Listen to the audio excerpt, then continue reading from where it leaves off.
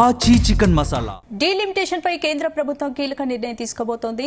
దేశవ్యాప్తంగా ఉన్న లోక్సభ స్థానాలకు పెంచేందుకు కసరత్తులు చేస్తోంది. ప్రస్తుతం ఉన్న 543 లోక్సభ స్థానాల నుంచి 850కి పెంచాలని ప్రతిపాదనలు చేస్తోంది.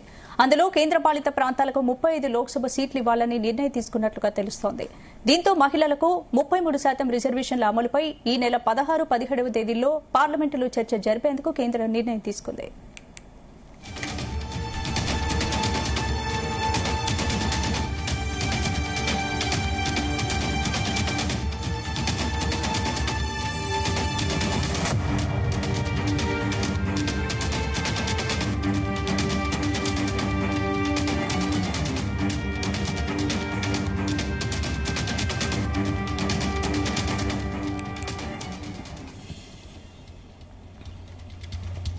డీలిమిటేషన్ పై కేంద్ర ప్రభుత్వం కీలక నిర్ణయం తీసుకోబోతోంది. దేశవ్యాప్తంగా ఉన్న లోక్సభ స్థానాలను పెంచేందుకు కసరత్తులు చేస్తోంది. ప్రస్తుతం ఉన్న 543 లోక్సభ స్థానాల నుంచి 850కు పెంచాలని ప్రతిపాదనలు చేస్తోంది. అందులో కేంద్రపాలిత ప్రాంతాలకు 35 లోక్సభ సీట్లు ఇవ్వాలని నిర్ణయం తీసుకున్నట్లుగా తెలుస్తోంది. దీంతో మహిళలకు 33% రిజర్వేషన్ల అమలుపై ఈ నెల 16, 17వ తేదీలో పార్లమెంటులో చర్చ జరిపేందుకు కేంద్రం నిర్ణయం తీసుకుంది.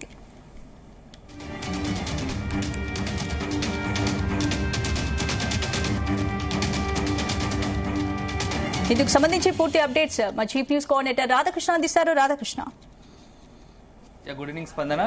కేంద్రం అత్యంత కీలకమైన 2 బిల్లులను పార్లమెంటు ముందు ఉంచబోతోంది. ఈ నెల 16, 17, 18 3 రోజుల పాటు జరిగే పార్లమెంట్ సమావేశంలో అత్యంత కీలకమైన చారిత్రాత్మకమైన 2 బిల్లులను, అంటే ఒకటేమో డీలిమిటేషన్ సంబంధించి, మరొకటేమో మహిళా రిజర్వేషన్ సంబంధించి, ఈ 2 బిల్లులను 16వ తేదీ పార్లమెంట్ ముందు ఉంచబోతోంది. సో అత్యంత చాలా కీలకమైనవని చెప్పవచ్చు. సో గత కొద్ది రోజులుగా కూడా మొత్తంగా దేశవ్యాప్తంగా చర్చ జరుగుతున్నటువంటి డీలిమిటేషన్ బిల్లుకి సంబంధించి ఇప్పుడు పార్లమెంట్ ముందు పెట్టబోతున్నారు. దీనికి సంబంధించి ఇప్పటికే పార్లమెంట్ వ్యవహారాల శాఖ మంత్రి సంబంధించి మొత్తంగా కూడా ఎంపీలకు సమాచారం ఇచ్చారు. సో అన్ని పార్టీలు కూడా ఆ పార్టీలకు సంబంధించిన ఎంపీలకు 3 లైన్ విప్ జారీ చేశారు. బీజేపీతో పాటు ఇతరత్ర అన్ని పార్టీలు చాలా ఖచ్చితంగా ఈ సభకు హాజరు కావాల్సిందే, పార్లమెంట్ కు దీనిపైన చర్చించాల్సిందే. కాబట్టి అన్ని పార్టీలు తమ పార్టీ ఎంపీలకు విప్ జారీ చేశాయి. అయితే దీంట్లో 131 రాజ్యాంగ సవరణ ద్వారా ఈ యొక్క డీలిమిటేషన్ ప్రక్రియకు సంబంధించి కేంద్రం పార్లమెంట్ లో ముందు ఉంచబోతుంది. దాంట్లో ముఖ్యంగా ఆర్టికల్ 55, ఆర్టికల్ 81 ప్రకారం నియోజకవర్గాల పునర్విభజనకు సంబంధించి సవరణ చేయబోతోంది. సో దీని ప్రకారం ప్రస్తుతం ఏదైతే ఉన్నాయో లోక్సభ సీట్లకు అదనంగా ప్రతి రాష్ట్రంలో ఉన్నటువంటి అసెంబ్లీ కావచ్చు, అదేవిధంగా లోక్సభకు సంబంధించిన సీట్లు 50% అదనంగా పెరగబోతున్నాయి. సో దాని లెక్క ప్రకారం చూస్తే మొత్తంగా కూడా 850 సీట్లకు పెరగబోతున్నాయి. అందులో 815కు వచ్చేసి పార్లమెంట్ కి సంబంధించి లోక్సభకు సంబంధించి ఆయా రాష్ట్రాలకు, అదేవిధంగా మిగతా 35 మాత్రం కేంద్రపాలిత ప్రాంతాలకు సంబంధించి. సో ఓవరాల్ గా 850 లోక్సభ సీట్లు పెరగబోతున్నాయి. సో ఇది ఒక పెద్ద నంబర్. దీనికి సంబంధించి గత వారం 10 రోజుల్లో కూడా దేశవ్యాప్తంగా చర్చ జరుగుతోంది. కొన్ని రాష్ట్రాలకు సంబంధించినటువంటి కొన్ని రాష్ట్రాలు ఆ పార్టీలకు రాజకీయ పార్టీలు, దేశంలోని వివిధ రాజకీయ పార్టీలు మద్దతు ఇస్తుండగా మరికొన్ని మాత్రం తీవ్రంగా వ్యతిరేకిస్తున్నాయి. ముఖ్యంగా మనం గత 2-3 రోజులుగా చూస్తున్నాం. తెలంగాణ ముఖ్యమంత్రి రేవంత్ రెడ్డి పదే దీనికి సంబంధించి అనేకమైనటువంటి విమర్శలు చేస్తా ఉన్నారు. ఇది ఎందుకంటే ఒక వైపు గనక నిజంగానే గనక ఈ యొక్క డీలిమిటేషన్ జరిగితే ఖచ్చితంగా తెలంగాణకు, ముఖ్యంగా దక్షిణాది ప్రాంతాలకు అన్యాయం జరుగుతుంది. సో ఇప్పటికే ఉత్తరాది దక్షిణాది అని చెప్పేసి కొంత తేడా ఉంది. సో ఉత్తరాది డామినేషన్ ఉంది, రాజకీయంగా కావచ్చు, అదేవిధంగా అభివృద్ధి పరంగా కూడా నిధులు ఎక్కువ స్థాయిలో అటు ఉత్తరాదికి ఖర్చు పెడుతున్నారు. దక్షిణాదికి మొదటి నుంచి కూడా అన్యాయం జరుగుతుంది.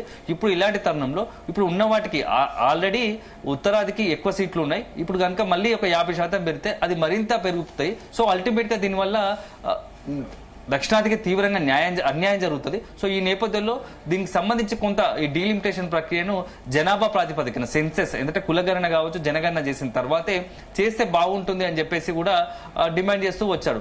అయితే ప్రభుత్వం మాత్రం, కేంద్రం మాత్రం మరో రకంగా ఆలోచిస్తోంది. ఇప్పుడున్న పరిస్థితులు జనగణన ద్వారా చేస్తే కూడా సేమ్ అలాంటిదే గతంలో చేశారు. సో జనగణన ద్వారా కూడా చేస్తే ఉత్తరాదికి ఎక్కువ సీట్లు పెరుగుతాయి, దక్షిణాది తక్కువ జరుగుతాయి. సో పెద్ద ఎత్తున గతంలో కొద్ది నెలల క్రితం కూడా దక్షిణాది రాష్ట్రాలకు సంబంధించినటువంటి అధికార పార్టీకి సంబంధించిన ముఖ్యమంత్రులు కావచ్చు, ఆ పార్టీకి సంబంధించిన ప్రతిపక్ష నాయకులంతా కూడా కలిసి చెన్నైలోని స్టాలిన్ ఆధ్వర్యంలో పెద్ద భేటీ నిర్వహించారు. నిజంగానే డీలిమిటేషన్ జరిగితే దక్షిణాదికి తీవ్ర అన్యాయం జరుగుతుంది. అదే జరిగితే దక్షిణాది రాష్ట్రాలకు సంబంధించిన ప్రజల గొంతుక వినిపించే అవకాశం లేదు. సో గతంలో జరిగినటువంటి అన్యాయమే భవిష్యత్తులో కూడా జరుగుతుంది కాబట్టి ఖచ్చితంగా దీనికి ఎక్కడో దగ్గర చెక్ పెట్టాలి.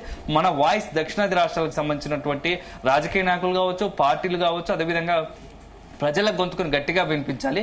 డీలిమిటేషన్ లో గనుక దక్షిణాది రాష్ట్రాలకు అన్యాయం జరిగే అవకాశం ఉంటుంది కాబట్టి దాన్ని ముందుగానే మనం గ్రహించి కేంద్రంపై ఒత్తిడి తీసుకురావాలని చెప్పేసి భావించాయి. సో అనుకున్నట్టుగానే ఒక రకంగా ఈ దక్షిణాది రాష్ట్రాలకు సంబంధించినటువంటి పార్టీలు, రాజకీయ పార్టీల్లో అదేవిధంగా నాయకుల భేటీ కొంత కేంద్రంలో కూడా ఆలోచన రేకెత్తింది. ఎందుకంటే ఇది కనుక నిజంగానే అమలు చేస్తే అల్టిమేట్ గా ఉత్తరాది దక్షిణాది ఫీలింగ్ వచ్చి అది మొత్తానికే దేశ ఒక సార్వభౌమత్వానికి దెబ్బతిన్నుతుంది. ఎందుకంటే ఇన్ని రోజులు దక్షిణాది ఉత్తరాది భేదం లేకుండా మొత్తం కలిసికట్టుగా ఉన్నటువంటి భారతదేశంలో ఎప్పుడు కనుక ఈ యొక్క డీలిమిటేషన్ ప్రక్రియ కానీ మొత్తం గతంలో జరిగినటువంటి భేటీల ఆధారంగా నిజంగానే విభజన వస్తే అది అల్టిమేట్ గా దేశ ఐక్యతకు దెబ్బతింటుంది. కాబట్టి సో దీనికి ఏదో రకంగా చెక్ పెట్టాలనుకుంది.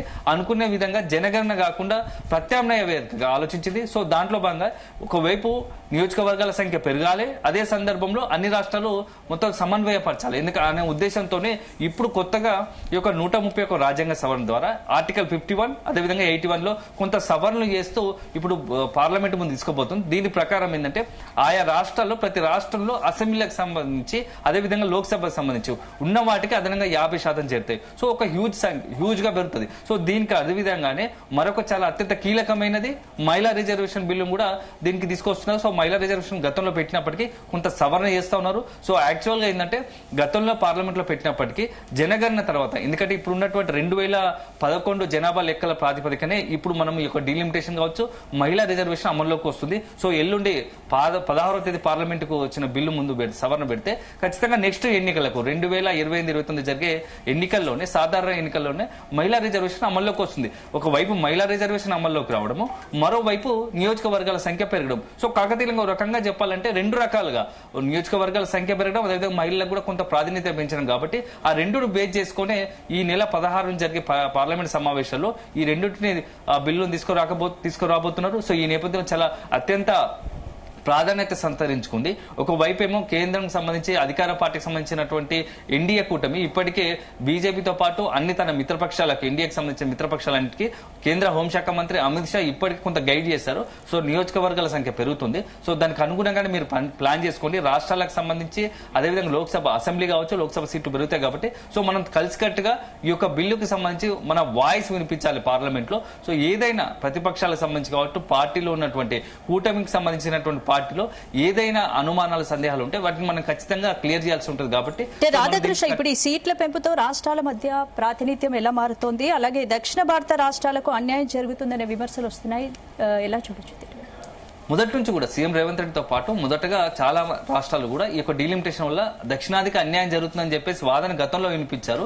సో దాన్ని ఒక రకంగా మొత్తంగా కూడా దాన్ని సవరించడానికి ఏదైతే ఆరోపణలు వస్తున్నాయో ఈ యొక్క డీలిమిటేషన్ వల్ల అన్యాయం జరుగుతుందనే దాని నుంచి బయట వేయడానికి కేంద్ర ప్రత్యామ్నాయంగా ఇప్పుడు 50% నియోజకవర్గాలు ఏదైతే ఉన్నాయో లోక్సభ కావచ్చు, పార్లమెంట్ కు అదనంగా 50% పెంచితే ఏ గొడవ ఉండదు అనే ఒక ఆలోచనతోనే ఈ యొక్క నిర్ణయం తీసుకుంది. అయినప్పటికీ కొన్ని రాష్ట్రాల నుంచి కూడా ఇంకా రేవంత్ రెడ్డితో పాటు కొందరు కూడా దీనికి సంబంధించి కొంత వ్యతిరేకిస్తున్నారు. దీనిపైన తీవ్ర స్థాయిలో అంటే ఒక పెద్ద చర్చ జరగాలి. చర్చ జరిగిన తర్వాత అసలు నియోజకవర్గాల పునర్విభజన అనేది ఏ అంశాన్ని దేని బేరీ చేసుకొని చేయాలి. సో గతంలో మనం ఇప్పటి వరకు కూడా 1979 అంటే 1970 నుంచి కూడా జనాభా ప్రాతిపదికన జనగణన ద్వారానే అయిన తర్వాతే లోక్సభ కావచ్చు, అసెంబ్లీ నియోజకవర్గాల సంఖ్య పెంచిన పరిస్థితి ఉంది ఇప్పటి వరకు వచ్చింది. అలాగే కానీ ఇప్పుడు పరిస్థితి మారుతోంది. ఎందుకంటే కొన్ని రాష్ట్రాల్లో దాదాపుగా ఈ యొక్క జనగణన చేసిన తర్వాత కొన్ని రాష్ట్రాల్లో జనాభా పెరగడం జరుగుతుంది, కొన్ని రాష్ట్రాలు తగ్గుతుంది. సో అల్టిమేట్ గా జనాభా తగ్గితే ఇప్పుడు ఉన్న రాష్ట్రాల్లో కూడా ఉన్న సీట్లకు, లోక్సభ సీట్లు కావచ్చు, అసెంబ్లీ సీట్లు కావచ్చు, తగ్గే ప్రమాదం ఉంటుంది. సో అల్టిమేట్ గా రాష్ట్రానికి సంబంధించి కొంత నష్టం జరిగే అవకాశంతోనే కేంద్రం ఈ యొక్క నిర్ణయం తీసుకున్నట్టుగా తెలుస్తుంది. 50% సంబంధించి అదనంగా సీట్ల కేటాయింపు. సో ఇది ఒక రకంగా చెప్పాలంటే పెద్ద నిర్ణయం. దీనికి సంబంధించి కేంద్రం బీజేపీ అన్ని పార్టీల మద్దతు కూడా ప్రయత్నం చేస్తుంది. సో ఇక్కడ చాలా మరొక ఆసక్తికర అంశం ఏంటంటే ఈ మొత్తం వ్యవహారంలో రేవంత్ రెడ్డి కాంగ్రెస్ పార్టీకి సంబంధించిన ముఖ్యమంత్రిగా ఉన్నాడు, తెలంగాణకు సంబంధించి అన్యాయం జరుగుతుందని చెప్తున్నప్పుడు సో మిగతా రాష్ట్రాల నుంచి, మిగతా కర్ణాటక నుంచి కావచ్చు, మిగతా రాష్ట్రాల నుంచి కొంత రేవంత్ రెడ్డి లాంటి వాయిస్, స్ట్రాంగెస్ట్ వాయిస్ మాత్రం, అపోజ్ చేసే వాయిస్ మాత్రం ఎక్కడ వినబడడం లేదు. అదే సందర్భంలో కాంగ్రెస్ పార్టీకి సంబంధించి అధికారికంగా కూడా ఇప్పటికి సంబంధించి ఈ డీలిమిటేషన్ విషయంలో ఒక స్పష్టత లేని పరిస్థితి కనబడుతుంది. ఎందుకంటే ఒక వైపు ఏమో ఇప్పుడు గత వారం 10 రోజులుగా చర్చ జరుగుతున్న కాంగ్రెస్ పార్టీ ఎలా ఏం చేయాలి ఎందుకంటే ఇప్పుడు కాంగ్రెస్ పార్టీ దేశవ్యాప్తంగా కూడా బీజేపీ లాగే అన్ని రాష్ట్రాల్లో ఉంది. దీనిపై ఎలాంటి నిర్ణయం తీసుకోవాలి, ఎక్కడ నిర్ణయం తీసుకున్నా ఒకవైపు సౌత్ వాయిస్ వినిపిస్తే నార్త్ నుంచి కొంత పొలిటికల్ గా ఇబ్బందికర పరిస్థితి రావచ్చు. అదే రకంగా నార్త్ వాయిస్ తీసుకుంటే సౌత్ పరంగా నష్టం జరగవచ్చు. సో ఈ నేపథ్యంలో అసలు అధిష్టానం కాంగ్రెస్ హైకమాండ్ కూడా కొంత దీన్ని ఎట్లా డీల్ చేయాలో కూడా కొంత ఆలోచిస్తుంది. ఈ నేపథ్యంలోనే రేపు ఏఐసిసి అధ్యక్షుడిగా ఉన్నటువంటి మల్లికార్జున ఖర్గే నివాసంలో రేపు భేటీ కాబోతున్నారు. సో అత్యంత కీలకమైనది. సో కేవలం కాంగ్రెస్ పార్టీ కాకుండా ఇండియా కూటమి ఎంపీలను కూడా పిలుస్తున్నారు. మొత్తం ఇండియా కూటమి తరఫున మన స్టాండ్ ఎలా ఉండాలి, డీలిమిటేషన్ వల్ల నిజంగానే లాభమా నష్టమా, ఇప్పుడు కేంద్రం ప్రవేశపెడుతున్నటువంటి డీలిమిటేషన్ వల్ల నియోజకవర్గాల సంఖ్య పెరిగితే రాష్ట్రంలో లోక్సభలో కావచ్చు అసెంబ్లీలో కావచ్చు నియోజకవర్గాల సంఖ్య పెరిగితే ఎంత లాభం ఏంటి నష్టాలేంటి వీటన్నిటి బేరీజ్ చేసుకోవడానికి రేపు చర్చ జరగబోతోంది. సో దీనికి సంబంధించి రేపు కులంకషంగా చర్చ జరిగిన తర్వాత అల్టిమేట్ గా ఇండియా కూటమి తరఫున ఒకే రకమైన వాయిస్ ఉండాలి. సో బిల్లుకు మద్దతు ఇవ్వాలా, లేకుంటే వ్యతిరేకించాలా, లేకుంటే ఏదైనా సవరణలు తెలపాలా, ఏదైనా మార్పులు చేర్పులు ఉంటే మనం సూచించాలా అనే దానిపై రేపు డిస్కషన్ జరిగే అవకాశం ఉంది. సో అల్టిమేట్ గా మాత్రం ఇప్పుడున్న పరిస్థితుల్లో ఒకటి చాలా అందరూ హర్షించదగ్గ విషయం, అందరూ సంతోషించదగ్గ విషయం ఏంటంటే మహిళలకు 33% రిజర్వేషన్ బిల్లుకు సంబంధించి రేపు అల్టిమేట్ గా పార్లమెంట్ లో దానికి ఆమోద ముద్ర పడే అవకాశాలు స్పష్టంగా కనబడుతున్నాయి. ఎందుకంటే ఇప్పటికీ దానికి అధికార ప్రతిపక్ష పార్టీలు అన్ని రాష్ట్రంలోని అది దేశవ్యాప్తంగా కావచ్చు రాష్ట్రానికి సంబంధించి అన్ని పార్టీలు కూడా మూకుమ్మడిగా మద్దతు ఇస్తున్నాయి. ఈ నేపథ్యంలో మహిళలకు పెద్ద సంఖ్యలో కొంత రాజకీయంగా ప్రాధాన్యత పెరిగే అవకాశం ఉంది. ఎందుకంటే ఇప్పుడు ఉన్న వాటికి ఏదెక్కడ మొత్తం రాష్ట్రంలో మొత్తం 100 సీట్లు ఉంటే 33 సీట్లు మహిళలకు కేటాయించబడతాయి. సో మొత్తంగా కూడా మహిళలకు చట్టసభల్లో వాళ్ళ ప్రాతినిధ్యం పెరుగుతుంది. సో ఇప్పటి వరకు ఉన్న అడపాదడప కొంత ఉన్న వారికి అవకాశం ఉన్న 1-2 సీట్లు ఇచ్చేవారు తప్ప ఈసారి ఖచ్చితంగా మహిళలకు తన వంతు వాటాగా 33% ప్రకారం మహిళలకు కేటాయించాల్సిందే. లోక్సభలో కావచ్చు, ఇది అదే రకంగా ఇటు అసెంబ్లీలో కావచ్చు. సో అల్టిమేట్ గా మహిళలకు ప్రాధాన్యత పెరుగుతుంది. కొత్త యువ అంటే మహిళలకు ఎక్కువ మంది రాజకీయాలకు వచ్చే అవకాశం ఉంటుంది. సో ఇప్పటి వరకు ఇంటికే పరిమితమైనటువంటి మహిళలు కూడా రాజకీయ ఆలోచనతో ఉన్న వాళ్ళు, ఎందుకంటే ఇన్ని రోజులు వాళ్ళకి అవకాశం లేదు. సో ఇప్పుడు పెద్ద విరివిగా అవకాశాలు వస్తే 33% రిజర్వేషన్ అమల్లోకి వస్తే పెద్ద ఎత్తున చట్టసభలో మహిళలకు ఉంటారు కాబట్టి సో ఇది ఒక రకమైన అందరికీ హర్షించదగ్గ విషయం. సో పదవుల్లో కావచ్చు, ఇటు చట్టసభల్లో కావచ్చు అన్ని రకంగా మహిళలకు మరింత ప్రాధాన్యత పెరిగే అవకాశం ఉంది. రాజకీయాల్లో మరింత అత్యంత ఎక్కువ ప్రాధాన్యత ఉంటుంది. సో ఇక లోక్సభకు సంబంధించి కూడా అలాంటి పరిస్థితి ఉంటుంది. సో ఈ దీంతో పాటుగా ఇప్పుడు అదనంగా 50% సీట్లు పెరిగితే కనుక యువతకు ఎక్కువ అవకాశాలు ఉంటాయి. ఎందుకంటే ఇప్పుడు ఉన్నటువంటి సపోజ్ తెలంగాణలో ఇప్పుడు దాదాపుగా 119 సీట్లు ఉన్నాయి.